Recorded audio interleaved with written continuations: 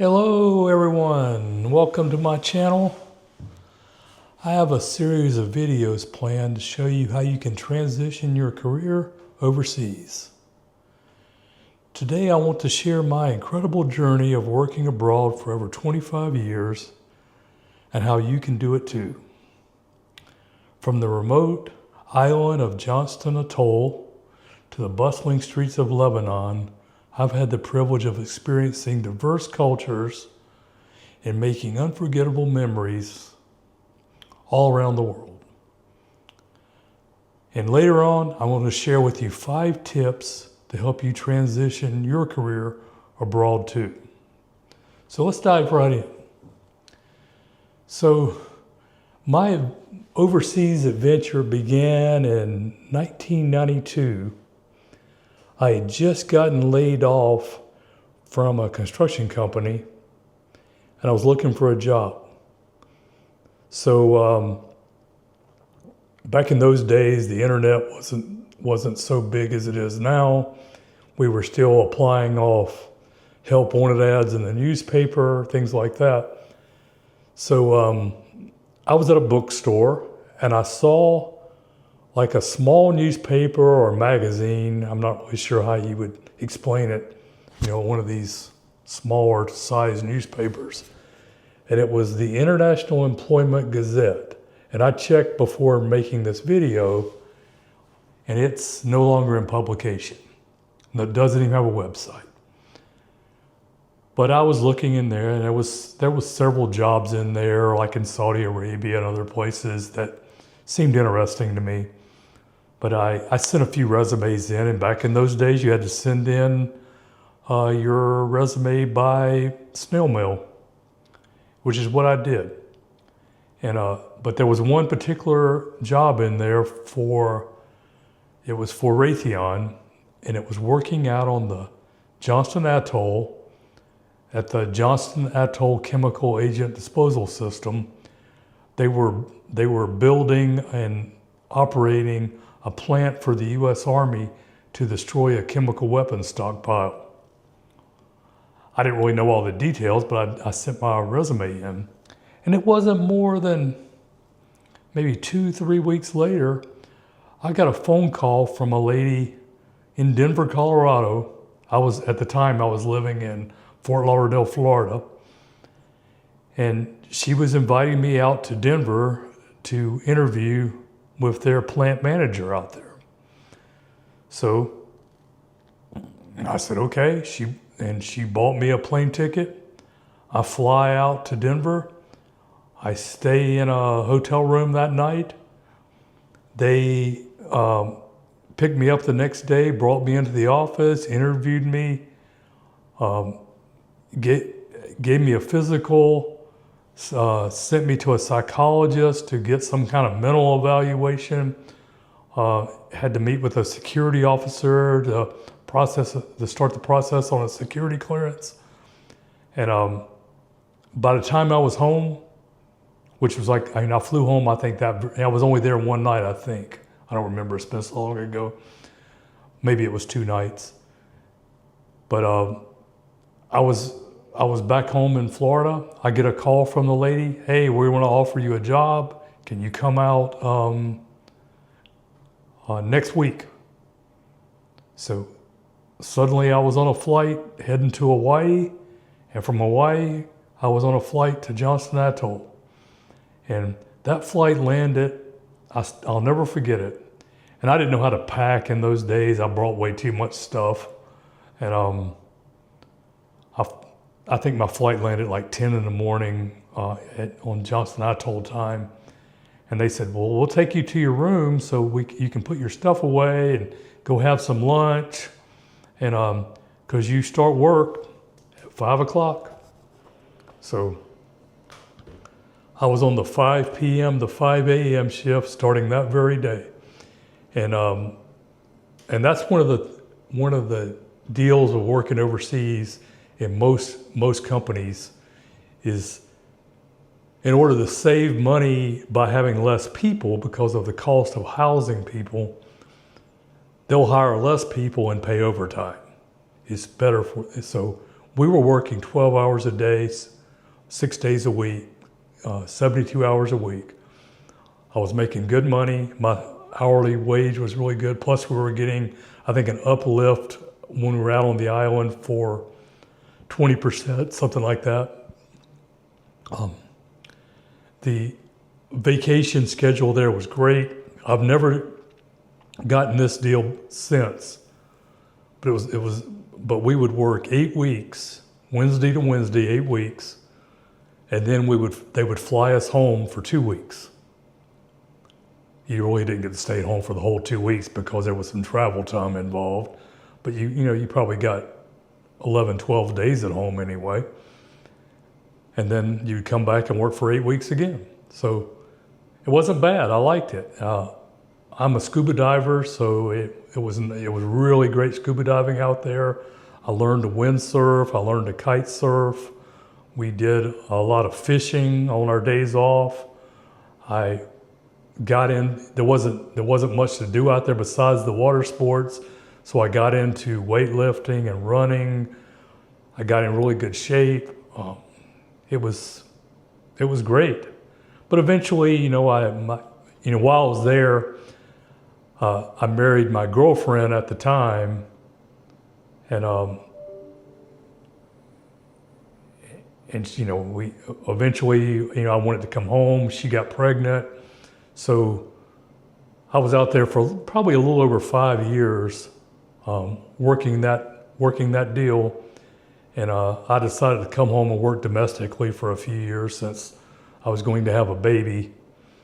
And so that's what I did. But after a few years being at home, I decided, I wanted to go back overseas again. I needed to make some more money. I had been working for the home building industry, and that industry was kind of taking a dive in the early 2000s. So I had some contacts who convinced me that there were opportunities to be had working over in Iraq. The war had started, and they were looking for engineers, so I ended up going to Iraq. And I was working for a company called Versar. They're still around. I made a lot of good contacts there. We were managing the what they call Title II, or the quality assurance for all the Air Force funded projects in Iraq. So we were doing submittal reviews, RFI reviews, reviewing work in place to see that it met contract requirements. I had a staff in Manila, Philippines, that was handling the submittals, and I would meet with them every morning, which was afternoon their time, on what they'd gotten accomplished the night before for me. And it worked out. I was there for 2 years roughly, made some really good money, made some really good contacts in the international employment industry, and people I still know to this day, people I still stay in contact with. So I think it was a really good experience.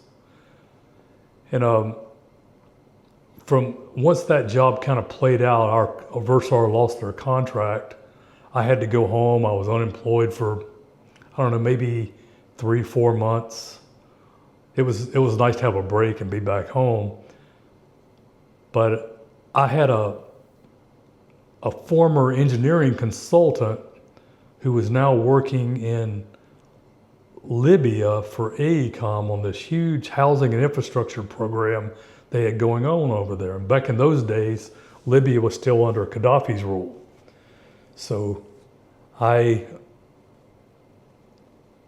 he convinced me to come to Libya. And so I went. I flew into Tripoli. He was there at the airport to pick me up along with a local driver. And then they sent me over to Benghazi to manage a big 2,000 acre mid-rise housing development that was going on over there.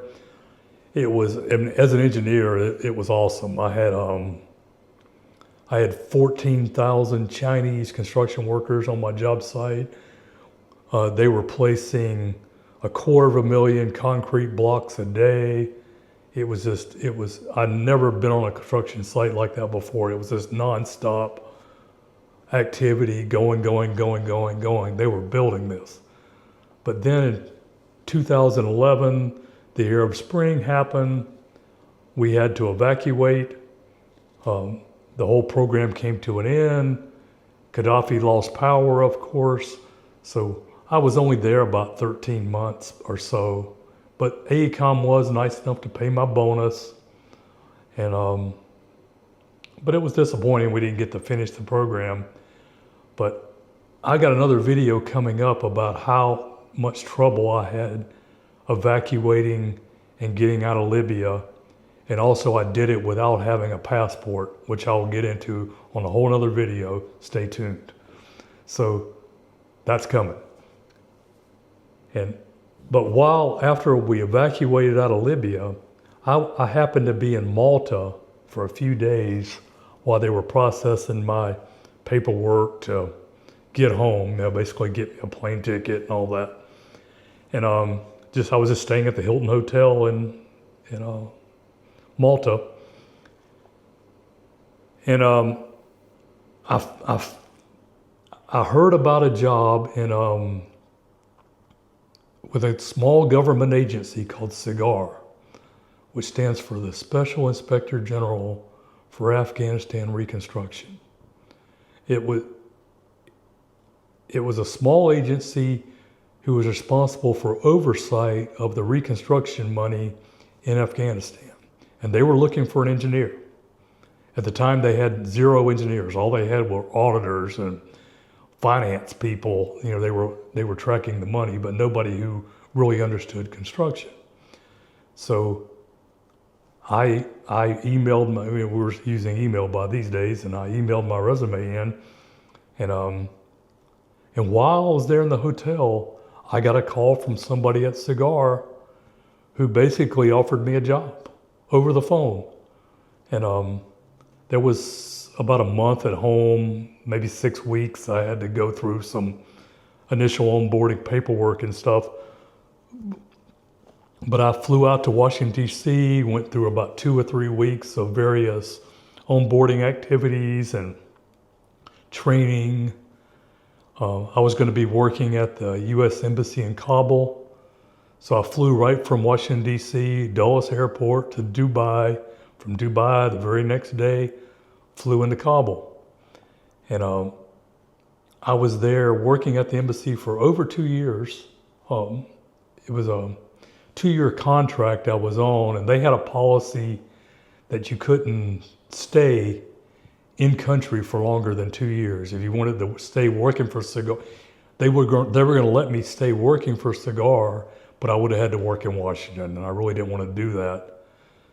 So I went to work for a contractor, I had contacts with them from when I worked in Baghdad a few years before, a company called ECC, and they were still doing Air Force construction projects in Afghanistan. So I just went over and became their quality control manager for the whole country.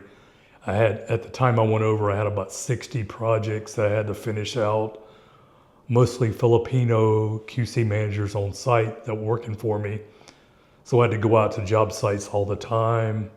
It was very interesting, but it was about a 14-month deal before these projects kind of wound down and they were done. And I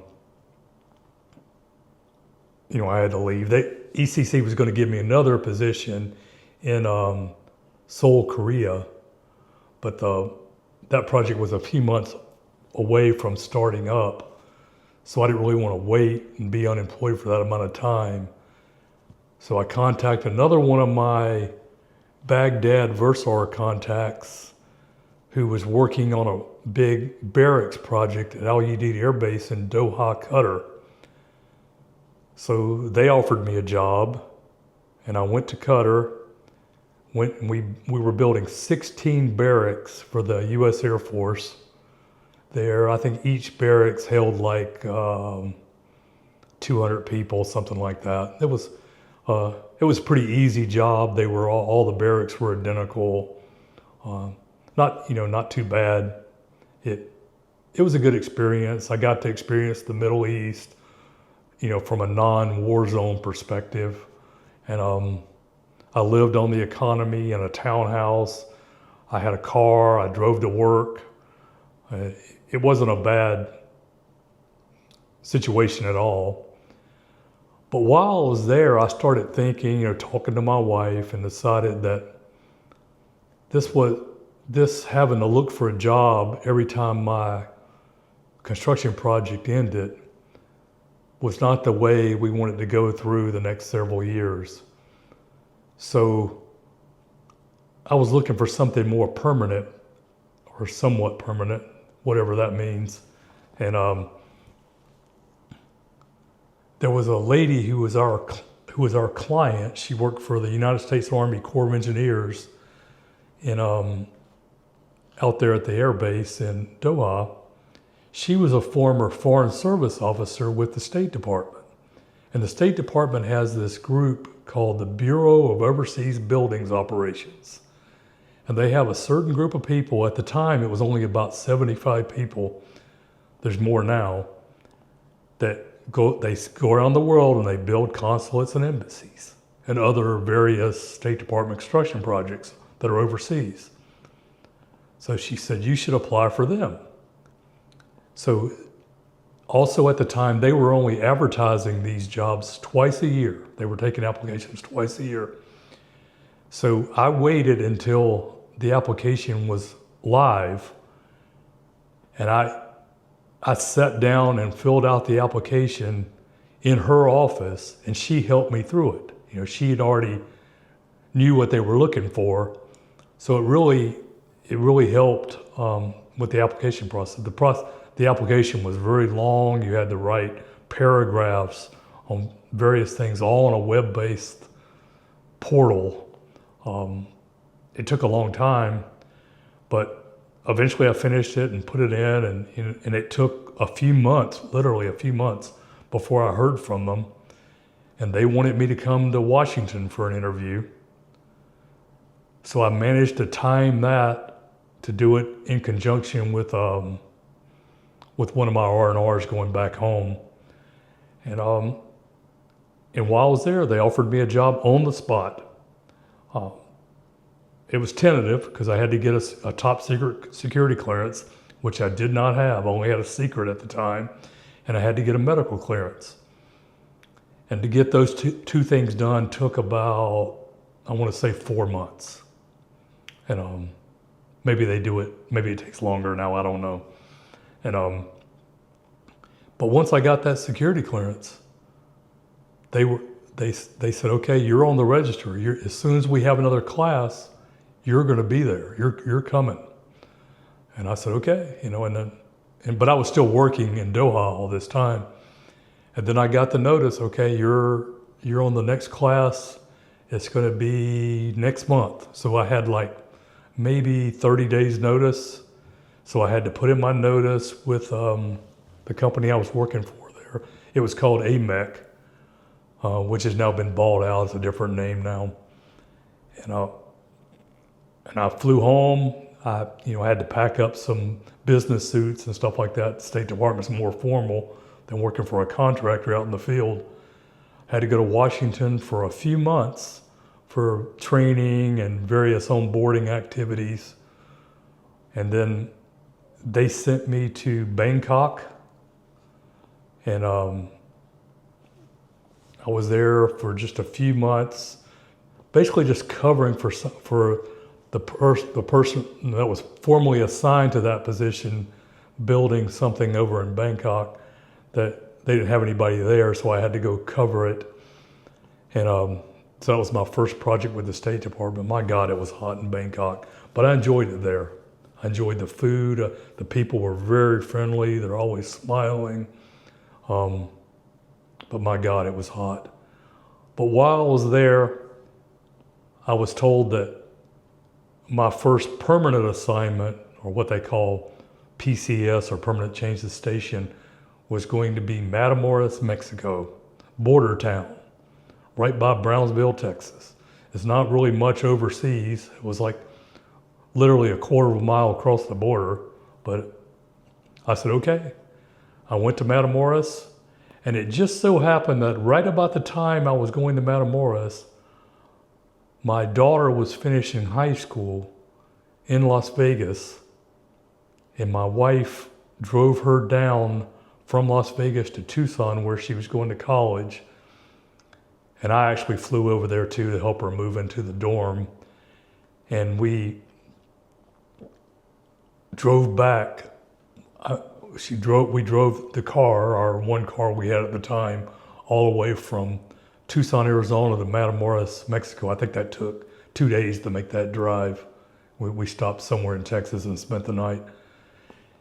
And I was in Matamoros for 3 years building that consulate. It was a great opportunity, great job. We finished the project ahead of schedule and under budget, which is really rare with the federal government. And it won E&R Magazine's Global Best Project for the year when we finished. It was a big honor. And so I was able to get a promotion coming out that project. And they sent me after that, for 3 years to Jerusalem for, let's back up. When I was in Matamoros, I was able to do some various temporary duty assignments over in Port-au-Prince, Haiti. Not recommended, I didn't like that place at all. And also down in Belize, in the capital, Belmopan, we're building a house for the Marines. So that was nice too, to get down there. But after we finished Matamoros, we went to Jerusalem for a 3-year assignment. I had to build the new embassy in Jerusalem, and also I had to do a facade upgrade, an internal remodel of the old embassy in Tel Aviv, which they then called the embassy branch office. It used to be called the embassy, now it became the embassy branch office. So I was driving back and forth. That was kind of a pain in the ass to go back and forth from Jerusalem to Tel Aviv during rush hour, but I got through it. It was fine. It was nice being in Jerusalem and seeing all the history there. The State Department shipped our car there, so we had a car to drive. We were able to see Bethlehem. We were able to make it up to the Sea of Galilee. We went over to Haifa. We had some relatives visit from U.S. It was during COVID though, so a lot of things were closed. A lot of the times we were there, but it was still a good experience. I was close enough there to be able to walk to the job site. So that was nice. And then after I finished Jerusalem and Tel Aviv, I finished both projects, they sent me back to Mexico City, where they were already building the big $1 billion embassy in Mexico City. The project was probably halfway done when I showed up. And oh my God, that was a big project. And but we got it done. We shipped our car back to Mexico. State Department paid for it, which was nice. They ship your furniture and other household goods, that sort of stuff. So, but Mexico City was nice. I mean, nice restaurants, vibrant culture. We were able to do a lot of tourist activities there, make it over to Cancun and Cabo on the weekends, things like that. It was out of all the places I've worked overseas, Mexico City was probably my favorite. And now, after we finished Mexico City, my wife became a Foreign Service officer too. So she ended up going to Beirut, and she has an administrative type position. So they assigned her to Beirut, Lebanon. So there happened to be another construction project going on in Beirut too. So I said, could you send me to Lebanon because my wife is there? And they basically said, sure, who else wants to go anyway? So Now I'm sitting here in my office in Beirut, Lebanon right now, building another $1 billion embassy right here in Beirut, Lebanon. And it's probably 95% done now. So I should be able to finish that in the short period of time I'm here. And then once that's done, I'll probably retire, but we'll see. I don't know. There may be more projects down the line. But what I wanted to go over now is I want to go over 5 tips or hacks, ever how you want to say it, on how you can embark on a journey like this on your own, if it's what you want to do. But my first, number one item is you have to be open all the time, even if you're not looking for opportunities. Be open to opportunities. Sometimes the best experience comes from the most unexpected places. Don't be afraid to step out of your comfort zone. And that's serious. Sometimes it's a risk. It's scary sometimes going to a place you've never been to before. But sometimes you just gotta take a risk and do it. And number 2 is network. You can tell by what I talked about earlier, most of these jobs I wouldn't have gotten without knowing somebody. So how do you meet people? You meet people in your industry. You meet people at conferences, at seminars. Meet people you work, get to know people that you work with in your office now. Meet people, you have contacts on LinkedIn, you have contacts on Facebook. Just reach out to these people. There are opportunities out there, and the opportunities are with these people. So let them know that you would consider this type of situation. And number 3 is something I didn't really take to heart in most cases, but if you learn the local language, at least to some extent, just learn some basic phrases, it makes your experience in that country so much easier and better. Learn how to say hello, learn how to say goodbye, learn how to say good morning, learn how to say please and thank you. That goes a long way. People respect you more, and if you try speaking the language just a little bit, the locals will help you.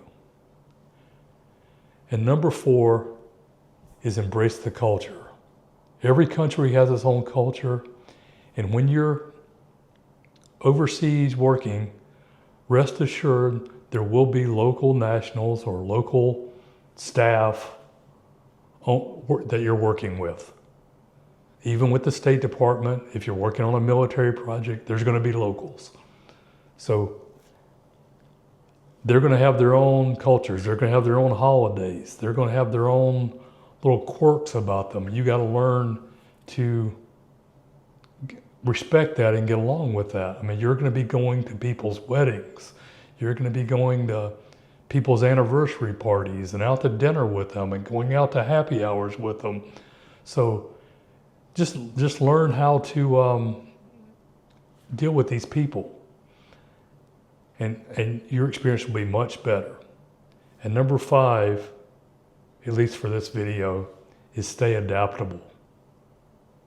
Working overseas can be very unpredictable. So stay flexible and open-minded to make the most of this journey. And it'll really be valuable to you. So that's about it. Now, I'm going to get into in future videos more details about specific details on how to find a job overseas. And I'm going to get into some funny stories about what's happened to me in various overseas positions. So we're going to get into that in future videos. So please, if this had any value to you at all, please give me a thumbs up. I really appreciate it. And if you want to see my future videos, please subscribe. But I appreciate your time. Thank you.